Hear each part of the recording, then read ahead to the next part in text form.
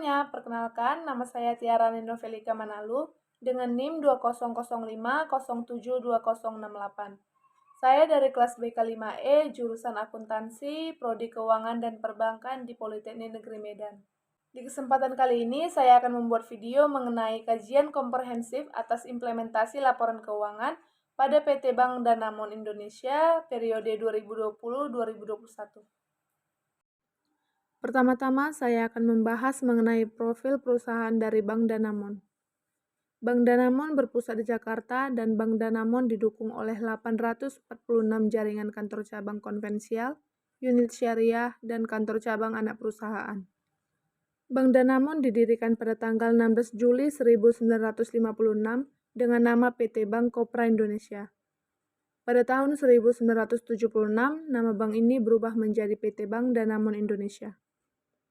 Bank ini menjadi bank pertama yang memelopori pertukaran mata uang asing dengan menjadi bank devisa pertama di Indonesia. Pembahasan selanjutnya yaitu mengenai laporan keuangan.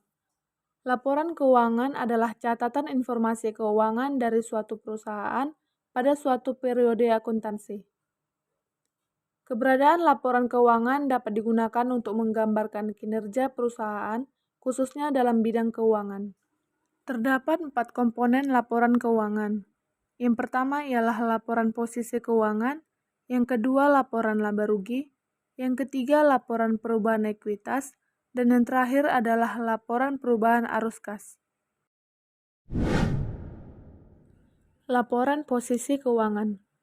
Laporan posisi keuangan merupakan laporan keuangan yang melaporkan aset, liabilitas, dan ekuitas perusahaan pada saat tertentu untuk memudahkan analisis dalam memprediksi arus kas di masa mendatang. Secara umum, fungsi laporan posisi keuangan adalah untuk mengetahui kondisi dari aktiva, modal, dan utang sebuah entitas di sebuah periode waktu tertentu.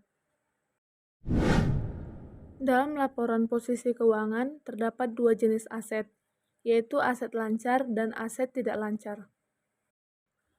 Aset lancar adalah jenis aset yang dapat dengan mudah dicairkan dengan jangka waktu tidak lebih dari 1 tahun atau 1 siklus akuntansi. Untuk dapat diakui sebagai aset lancar, kekayaan atau sumber daya tersebut harus bisa diukur menggunakan satuan mata uang.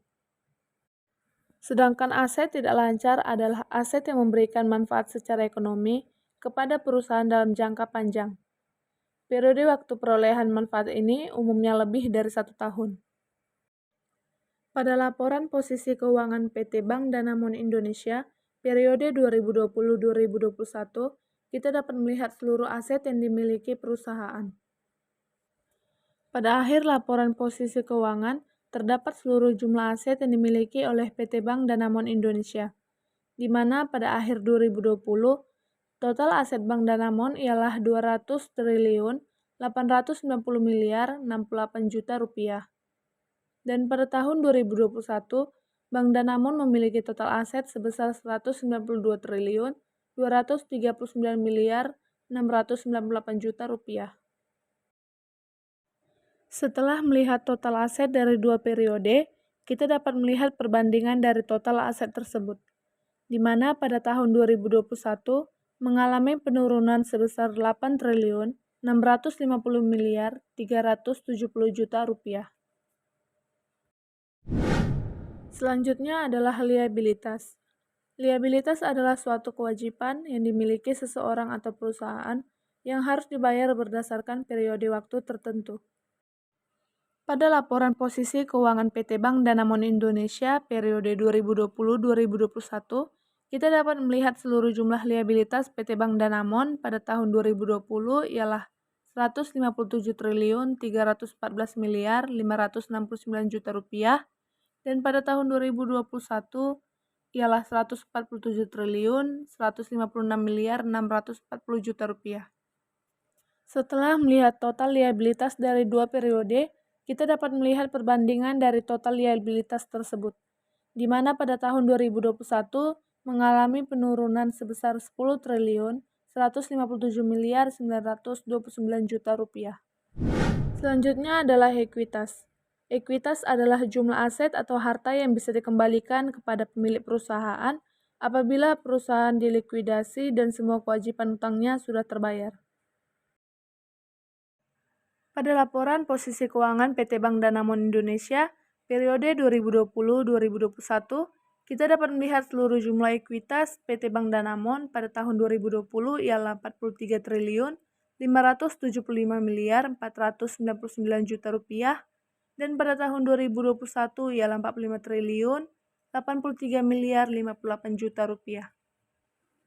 Setelah melihat total ekuitas dari dua periode, kita dapat melihat perbandingan dari total ekuitas tersebut, di mana pada tahun 2021 mengalami kenaikan sebesar 1 triliun 507 miliar 559 juta rupiah.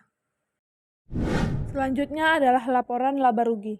Laporan laba rugi adalah salah satu bagian dari laporan keuangan perusahaan yang berisikan pendapatan serta beban dan memberikan informasi tentang laba atau rugi bersih yang didapatkan dalam periode akuntansi tertentu. Pada laporan laba rugi berikut, kita dapat melihat seluruh pendapatan dan seluruh beban PT Bank Danamon pada tahun 2020 dan 2021.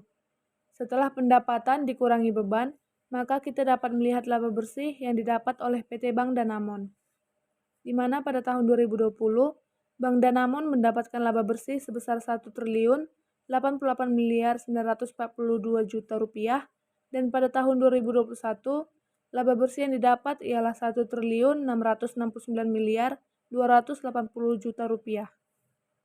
Setelah melihat total laba bersih dari dua periode, kita dapat melihat perbandingan dari total laba bersih tersebut, di mana pada tahun 2021 mengalami kenaikan sebesar 580 miliar 338 juta rupiah. Yang terakhir ialah laporan arus kas. Laporan arus kas adalah bagian dari laporan keuangan suatu perusahaan yang dihasilkan pada suatu periode akuntansi yang menunjukkan aliran masuk dan keluar uang perusahaan. Dalam arti sempit, laporan arus kas artinya sebuah laporan keuangan yang menyajikan arus kas masuk dan kas keluar dari sebuah perusahaan. Pada laporan arus kas PT Bank Danamon, kita dapat melihat jumlah kas dan setara kas pada tahun 2020 ialah 16 triliun 698 miliar 291 juta rupiah, dan pada tahun 2021 ialah 18 triliun 260 miliar 606 juta rupiah. Yang dimana artinya kas PT Bank Danamon mengalami peningkatan sebesar 1 triliun 562 miliar 315 juta rupiah. Sekian video penjelasan mengenai kajian komprehensif atas implementasi laporan keuangan dari saya. Saya ucapkan terima kasih.